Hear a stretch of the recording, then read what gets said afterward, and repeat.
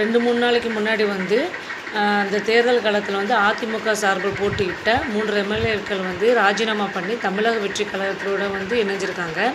நீங்கள் திடீர்னு ஏன் இந்த முடிவு எடுத்தீங்கன்னு தெரியல.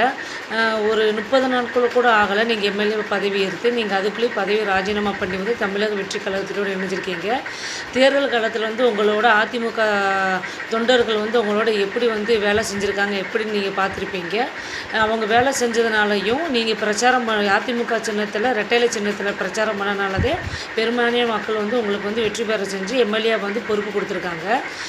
ஒரு 30 நாள் கூட ஆகலை நீங்கள் எப்படி நீங்கள் பதவி ராஜினாமா பண்ணீங்கன்னு தெரியல. அதே மாதிரி நீங்கள் சொல்லியிருக்கீங்க கடந்த ஒரு 15 நாட்களில் அம்மா ஆட்சி நீங்கள் பார்த்தீங்கன்னு சொல்லியிருக்கீங்க. எப்போ அம்மா ஆட்சி பார்த்தீங்க எனக்கு இன்னும் புரியலை. நீங்கள் தமிழக வெற்றி கழகம் இப்போ இணைஞ்சிருக்கீங்க. ஆரம்பத்திலே நீங்கள் அதிமுகவில் போட்டியிடாமல் தமிழக வெற்றி கழகத்தோடு நீங்கள் சேர்ந்து போட்டிகிட்டு இருந்தால் இப்போ உங்களுக்கு அமைச்சர் பதவி கூட கிடச்சிருந்துருக்கும். நீங்கள் உங்களை நம்பி இரட்டைலை சின்னத்தில் ஓட்டு போட்ட மக்களுக்கு நீங்கள் பெரும் துரோகத்தை பண்ணிட்டீங்க.